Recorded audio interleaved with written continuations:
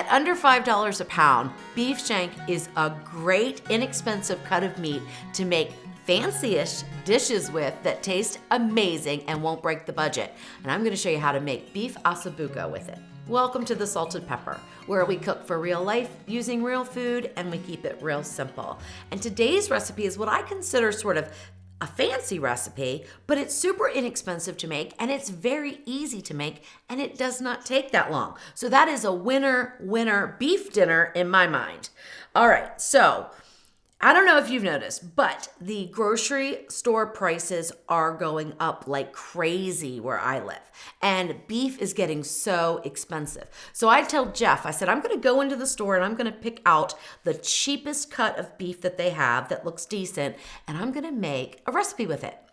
So I chose beef osso buco because it looked, like I said, kind of fancy. And I thought, well, usually it uses veal shank, but I'm gonna do it with beef shank and see how it turns out. So, super easy to do.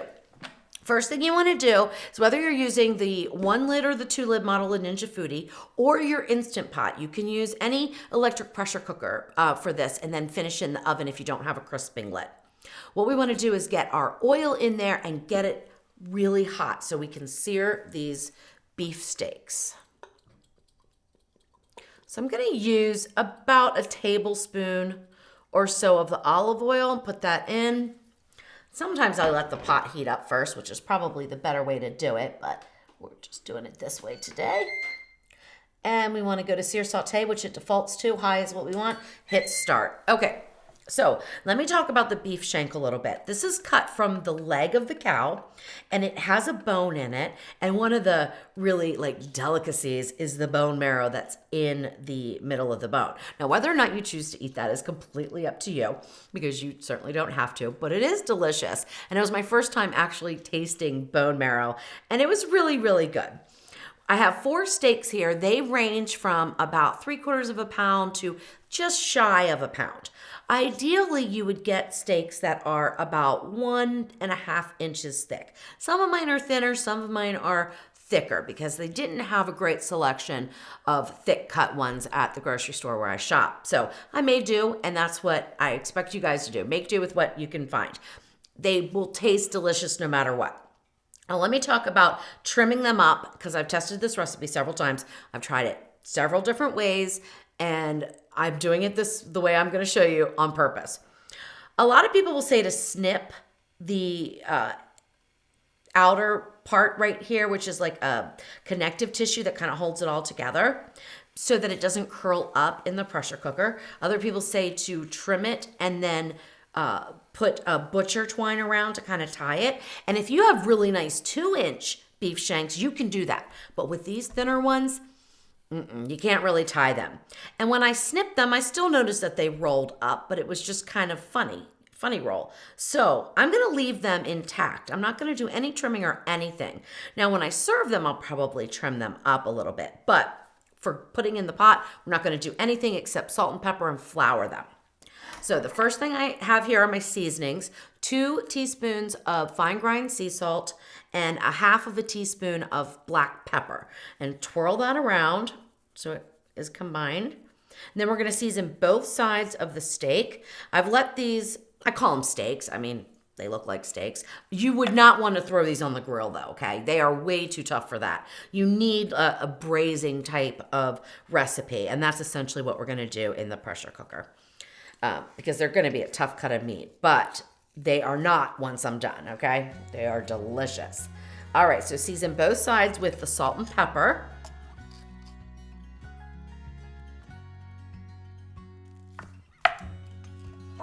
All right, any salt and pepper that's left over, throw into your flour. This is 3/4 of a cup of flour. We won't use it all, but we're gonna dredge these, I'm calling them steaks, I don't know what else to call them, beef shanks, I guess, through the flour, and then get them into the hot oil.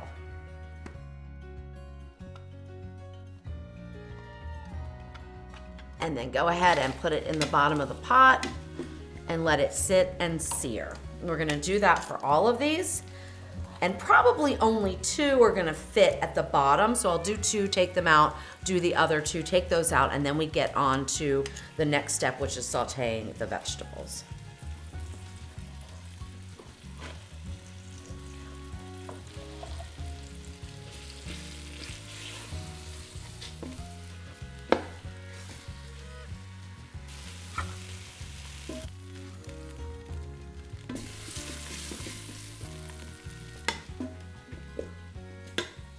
All right, so what I noticed here when I was searing these is that there's a little piece right up here that sort of came up and over. It's starting to shrink up quite a bit. That's one of the areas that they're talking about where you can snip it. So I'm gonna go ahead and just snip that so that we don't have that continue to happen during the cooking process. So if you see something kind of rolling up on the side, go ahead, just snip that, and there's a little bit of connective tissue there, and I'm just gonna take that right off. We don't need that.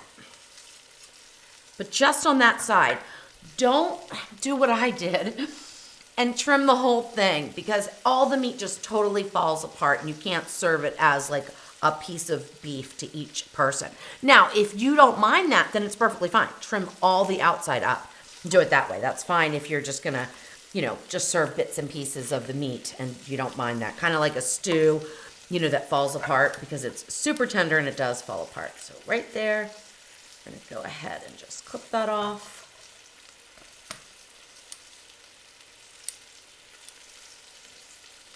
Now I had another batch that did not do this to me, so you may not encounter it, but if you do, this is how you fix it. You can see this one right here is kind of rolling up like that, so I'm pushing it back down and I'm finding where that connective tissue is and just going to do a little quick clip and let it fall back into place. Try not to remove too much or again your meat will fall apart. All right, that looks good.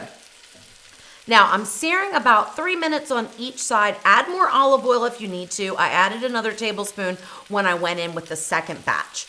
And I'm gonna flip these over and then we'll get them out and get on to step 2.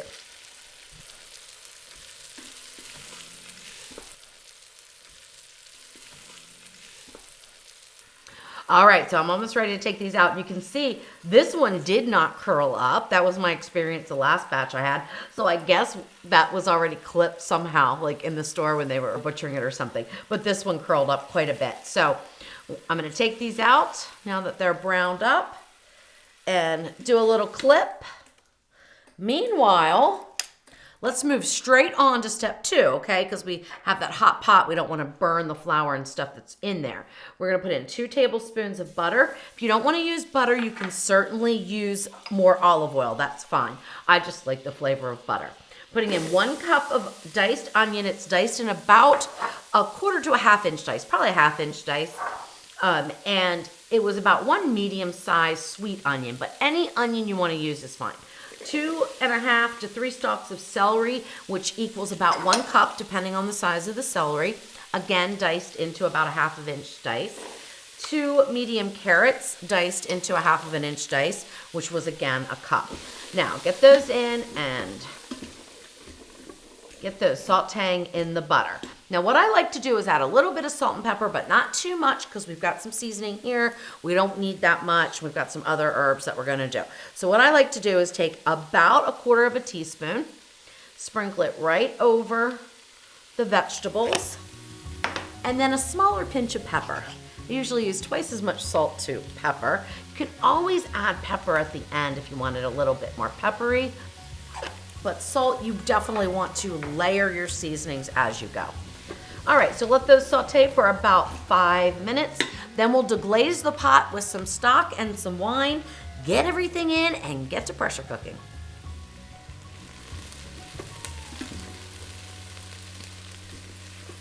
All right, it looks like our vegetables are done and we can deglaze the pot. Now that's important because we seared the meat with flour. You want to make sure there's nothing stuck down at the bottom that you can't see. Doesn't look like there is any.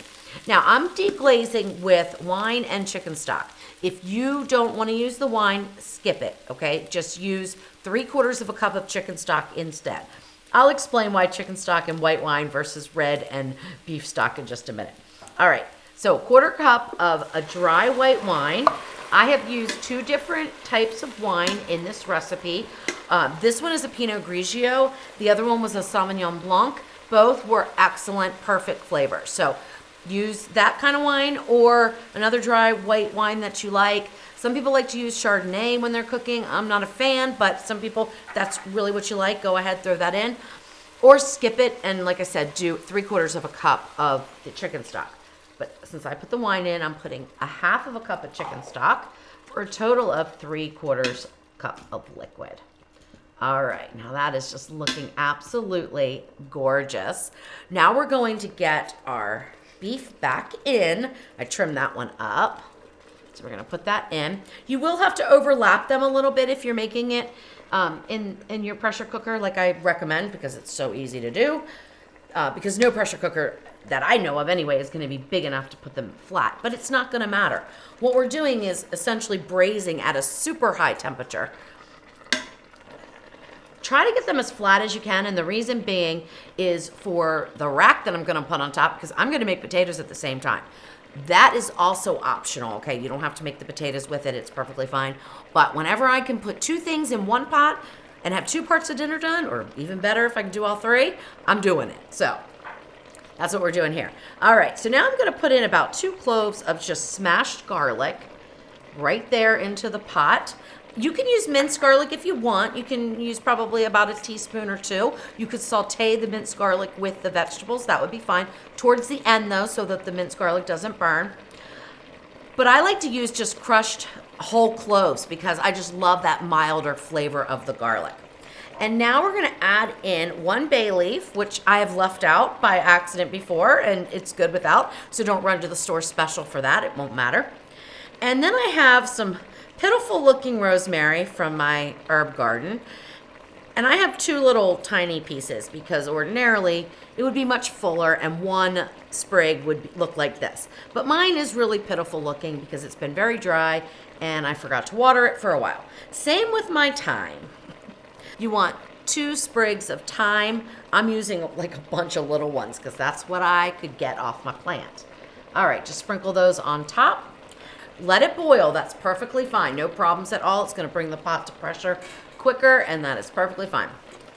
Now what I'm using to put my potatoes in is the rack that comes with a Ninja Foodi 6.5 quart, and I'm using an 8-inch Fat Daddy-O pan that you can see has been around the block a million times. I've had this pan for probably 20 years.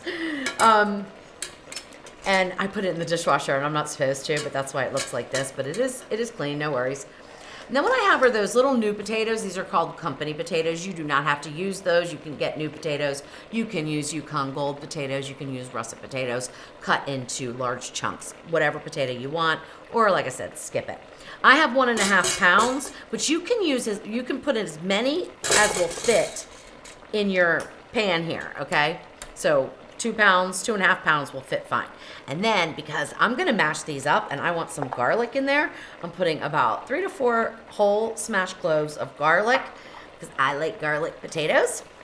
And now we're gonna try to see if we can get this rack in. Usually I can, but you gotta make sure that it'll fit in there. I think it will. Even though these are stuck up a little bit, it's gonna go around here. It's not gonna interfere. But if the lid won't close easily, we will go to plan B because I always have a plan B in case things don't work. But guess what? It worked fine. All right, so on this model, to select pressure, you've gotta go all the way over. And unfortunately, I think you have to at least hit start stop. So you don't have to turn it off all the way, but you do have to hit start stop. Now it'll default over to the pressure cook setting. We're gonna pressure cook on high and we're gonna pressure cook for 25 minutes. The time to pressure is not gonna be that long because of course we've got a really hot pot of boiling liquid. Make sure your valve is in the sealed position And then after the 25 minutes is up, I'll let it natural release just about 5 minutes. It doesn't have to be that long because the meat is gonna be submerged. You don't have to worry about drying it out or anything like that. And then we'll finish up with mashing our potatoes and putting the final touches on our beef osso buco. So we went under pressure just fine, and we're doing the countdown now, but it took a little bit longer than I thought. So it took a good 8 to 10 minutes, which was kind of surprising. For a while there, I was worried, did I mess up the clearance, with the rack? But we're fine, we're under pressure, no problem, so don't worry about that. I also was reminded by Jeff that I need to tell you guys why I chose white wine versus red wine for this recipe. I think white wine is traditional in a veal osso buco, but I also have seen it made with red wine. But the reason why I chose white wine over red wine is because it's lighter and it's a little bit more of a citrusy flavor, and I think that cuts the richness of the beef shank beautifully. So I prefer to use the white wine. If you want to use a dry red, you absolutely can. Or like I said, you can also just skip it and just use all chicken stock, or if you want, you can use beef stock. That's no problem too. But again, I thought the chicken stock sort of made it a little bit lighter because this is a very rich, heavy, super flavorful dish. You're going to absolutely love it. All right, as soon as we're done pressure cooking, we will get on to the next step, which is a few little garnishes, a little finishing of the sauce, and mashing up those potatoes.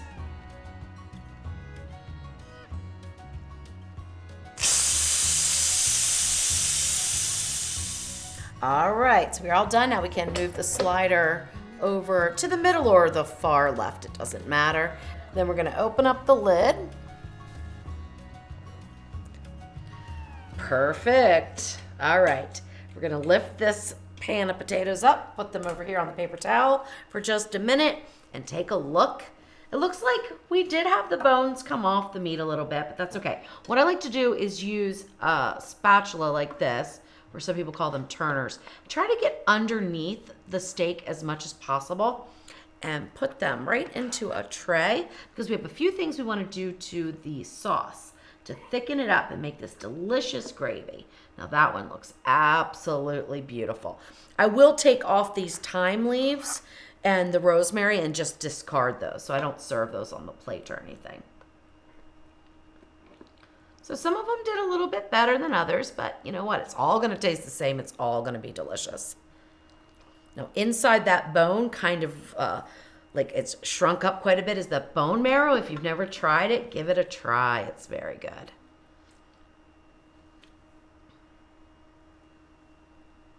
Oh my gosh, that one is just falling apart tender. Yum, yum.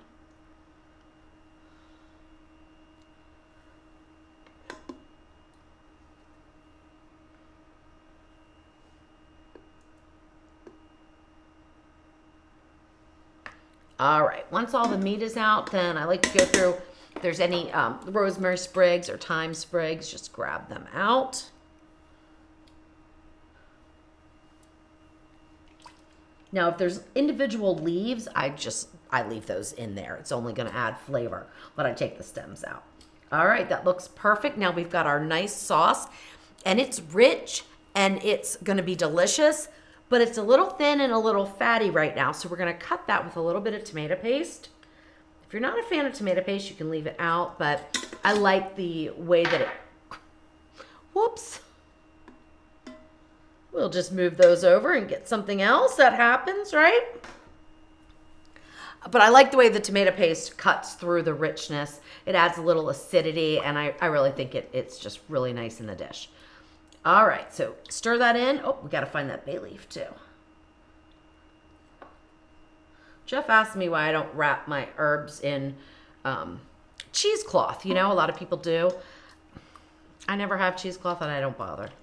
So that's just my answer. If you want to do it, you absolutely can, but I never have it. I've never used cheesecloth really. I use something else to strain my yogurt, so I just never have it.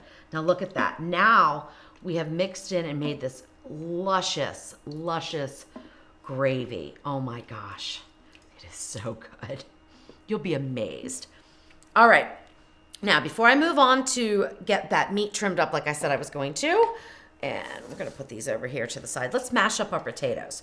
So what I do is I mash them right in this pan. It is a little bit hot, so you may want to grab some oven mitts. There's a little bit of water in here from pressure cooking, but very little. Don't worry about it, okay? It's not a big deal at all. I'm gonna hand mash these. You could absolutely put them in a bowl and mash them up with, an electric mixer, but I like them to be rustic. So I like them to be chunky, skin on kind of thing. So I put in 3 tablespoons of butter. I've got a 1/4 cup of cream, but I will add that as needed. And then I start with about 1/2 teaspoon of salt, sprinkle it over the top. If you like pepper, put a little bit of pepper in there. We will salt and pepper to taste once we get them starting to mash, but usually I just add in about, like I said, 1/2 teaspoon of fine grind sea salt and then a 1/4 teaspoon of pepper, and just take my little potato masher and just mash right through them. Make sure we get that butter in there. Now, you can always drain that liquid if you want. That's no problem, but I just leave it in. It has never caused any problems with me making the mashed potatoes. Those whole garlic cloves are in there, so they'll get mashed up with this. And then once I mash them up, like I said, I keep them kind of chunky because I like them to be a little textured and a little rustic for this dish. So once that's done, I'm going to add in a little bit of cream, probably about 2 tablespoons. And just sort of mix that in a little bit. All right, let's give it a little taste and see if we have enough seasoning in there. This is personal preference, so use as little or as much salt, butter, and pepper and cream as you want.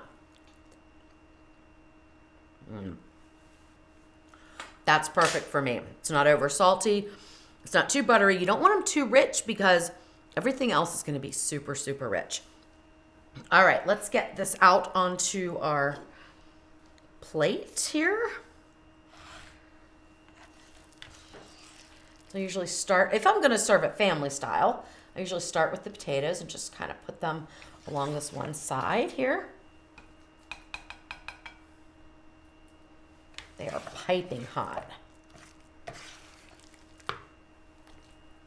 All right, let's move on to the beef itself so that we can get that sort of trimmed up a little bit. All right, so this little piece. So what I try to do is just get this tough part that's along the edge just off of the meat. That's just gonna make it a little bit easier for your guests to eat. It's not absolutely necessary because of course they could cut it off themselves, but I just try to get that off just a little bit like that. And then we'll start putting on our steak on the plate. This one doesn't need any trimming.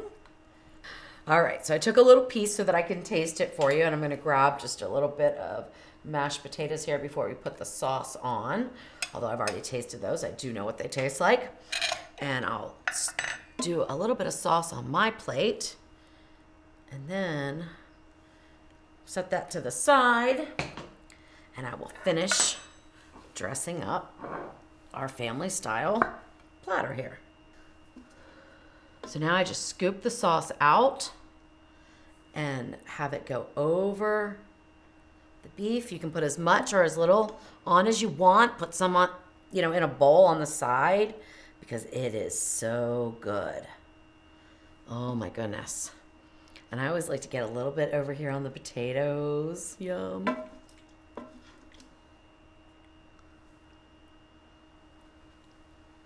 And I still have some sauce left, but that looks really great. But we're not done yet, okay? We're not done. Let me set it right back over here for a second. Now, a lot of times it's served with a gremolata, which is, I guess you can make it different ways, but basically it's parsley, lemon zest, and some minced garlic. But to make it a little bit easier, and I think I don't know, I like it better.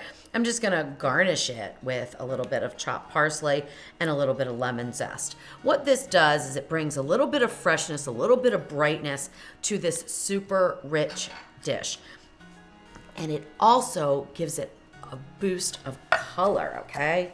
So, just roughly chop up some parsley. And if you don't like parsley, you don't have to use it, of course. Like I said, you could use green onions. That'd be fine. And then just Sprinkle it over the entire dish. Get it on the counter like I did. It's all good, right? And then a little bit on my plate here. And then the final touch is a little bit of acid and from the lemon zest, not the juice, just the lemon zest. And that adds a brightness as well, and it's delicious. I leave that off of the potatoes though, and I just put it right over the beef. Now, if you don't think you're gonna like it, then chop up some parsley and put a little bit of lemon zest and mix it up in a bowl and serve it on the side. But it is absolutely delicious. Here we go.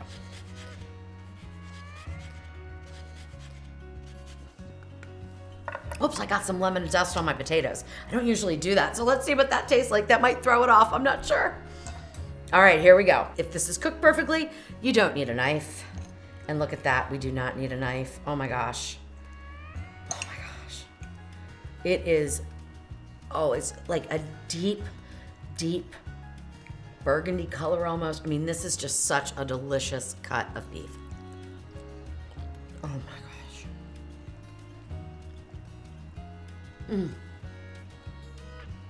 And it's melt in your mouth tender. Oh, that lemon zest. Perfect. Now, I would also pair these with a green vegetable, or a side salad would be really nice, or some steamed asparagus or some broccoli, something like that. But isn't it beautiful? And it's so easy to make. You know, the lemon zest isn't bad on the potatoes. Actually, I kind of like that. That might be a new thing that I try. That's actually pretty darn good. Who knew? All right, I hope you enjoyed this one. It's a nice, economical, family-friendly meal that you can put together in about an hour. It takes from start to finish, and it's fancy enough for company. Enjoy.